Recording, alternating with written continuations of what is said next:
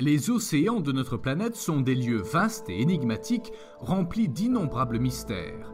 71% de la surface de la Terre est couverte d'eau. L'océan Pacifique à lui seul a une surface plus grande que tous les continents du monde réunis, atteignant une profondeur de 4000 mètres. Aujourd'hui, seulement 5% environ des océans ont été explorés, ce qui soulève la question suivante: qu'est-ce qui pourrait y vivre ? Les secrets mystérieux de nos eaux ne se limitent pas seulement à ce que nous pouvons voir, mais aussi à ce que nous pouvons entendre. Jusqu'à présent, nous avons capturé différents sons à l'aide de microphones sous-marins appelés hydrophones. Grâce à eux, les chercheurs ont pu découvrir des bruits vraiment intéressants lors de différents enregistrements que même eux n'ont pas pu associer à ce que nous connaissons déjà. Alors, écoutez ces sons étranges et dites-nous ce que vous en pensez.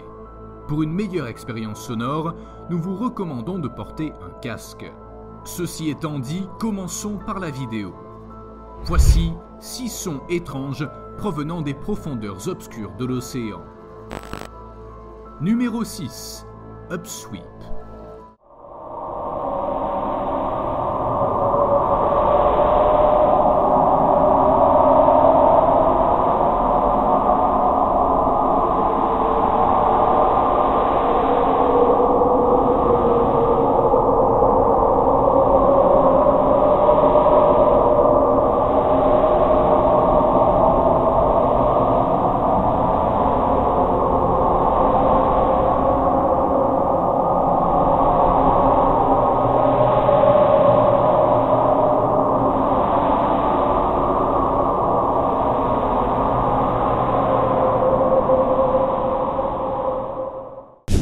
L'un des sons les plus étranges recueillis est celui connu sous le nom de upsweep, ou traduit littéralement « balayage vers le haut ».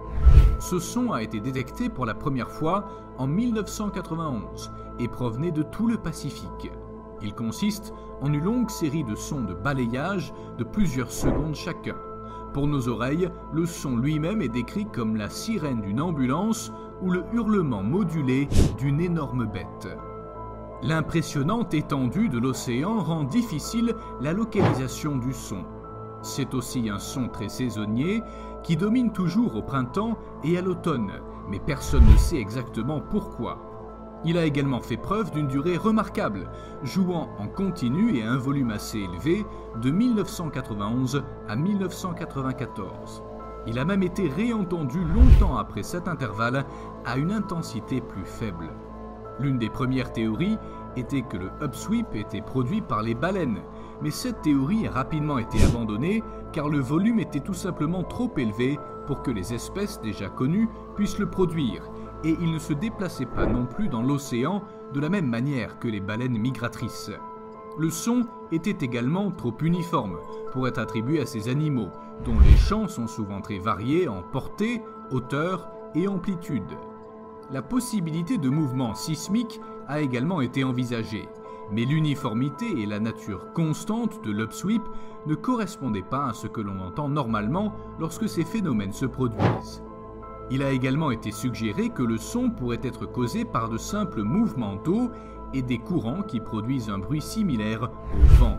Actuellement, on pense qu'il provient de la réaction d'un liquide au contact de la lave.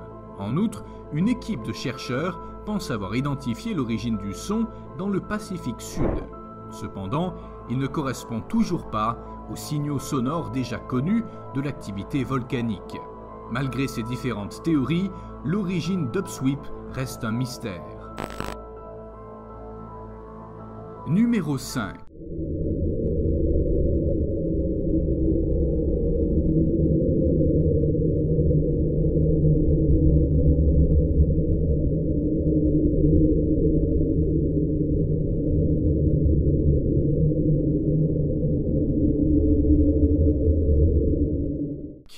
Slow down. Un autre son étrange et mystérieux est connu sous le nom de slow down, ou son descendant, et a été détecté pour la première fois dans l'océan Pacifique équatorial le 19 mai 1997. Depuis lors, il a été entendu plusieurs fois par an, tant dans l'Atlantique que dans le Pacifique, et a été détecté dans des hydrophones à 5000 km de distance.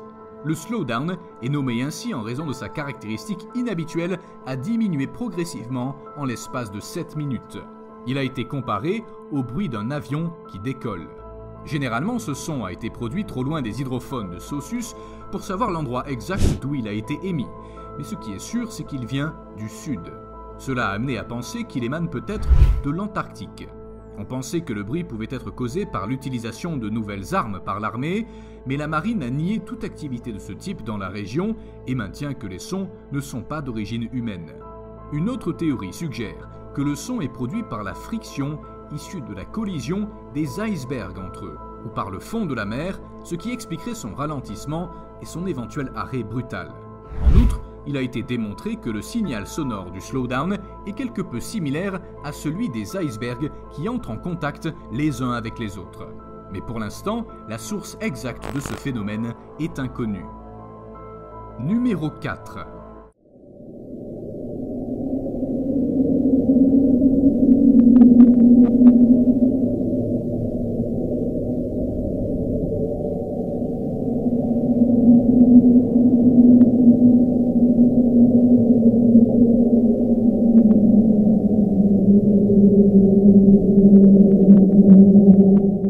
Julia Sound. Les mouvements des masses de glace ont également été utilisés pour expliquer d'autres types de sons. Un autre des sons les plus étranges captés par les hydrophones est celui que l'on appelle Julia. Ce son étrange a été détecté dans le Pacifique équatorial le 1er mars 1999 et il ressemble à une personne qui se repose ou qui pleurniche. L'Administration nationale américaine des océans et de l'atmosphère, NOAA, a indiqué que la source du son est très probablement le résultat du déplacement d'un énorme iceberg sur le fond marin. En fait, les images d'Apollo 33A5 de la NASA ont montré une grande tache se déplaçant sur la section sud-ouest, au moment même où le son était enregistré. Bien que les images soient encore classées, elles indiquent apparemment que la masse inconnue qui se déplaçait sur le fond marin était 2 fois plus grande que l'Empire State Building de New York. Numéro 3.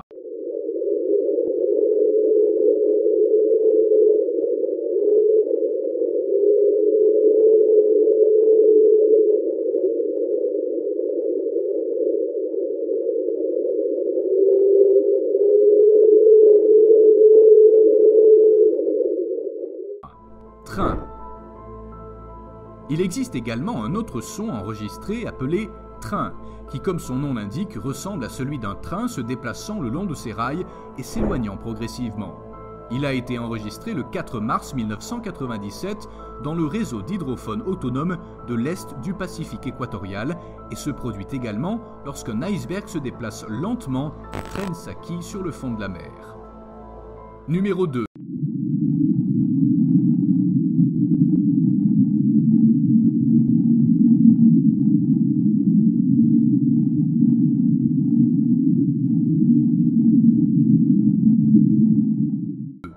Siffler. D'autres bruits ont été attribués au feu plutôt qu'à la glace. L'éruption de volcans sous-marins est une explication courante des divers sons étranges de l'océan. Un exemple est le son connu sous le nom de sifflet. Il a été enregistré pour la première fois en juillet 1997 et ressemble à celui d'une bouilloire d'eau bouillante. On pense qu'il peut être produit par l'éruption d'un volcan sous-marin, mais comme le son n'a été détecté qu'une seule fois et sur un seul hydrophone, son origine peut rester un mystère pour toujours. Numéro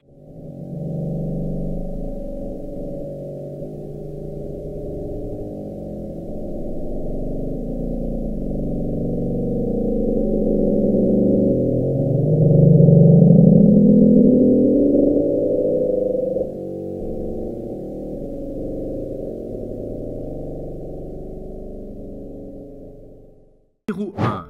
Bloop.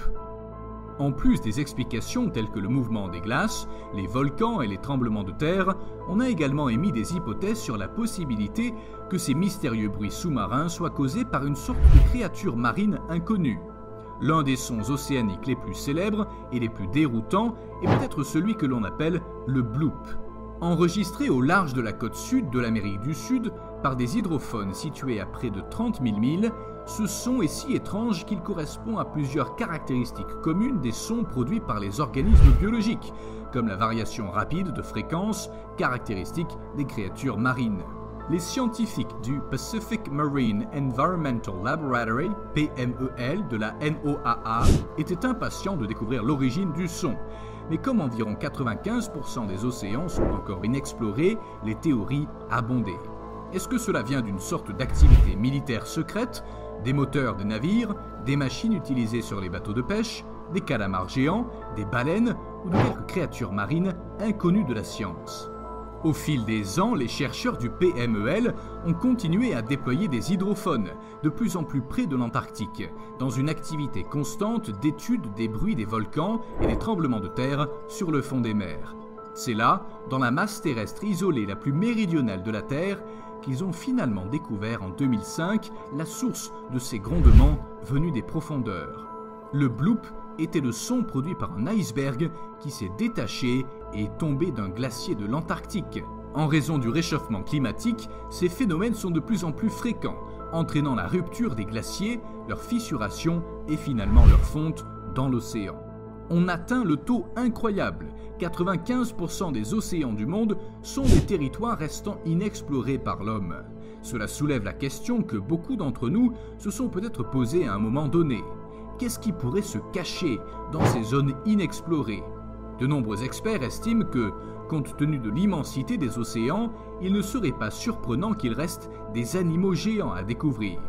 En fait, il existe des preuves graphiques qui montrent que ce monde est plein de surprises et de créatures mystérieuses sous l'eau. Voulez-vous les connaître? Si c'est le cas,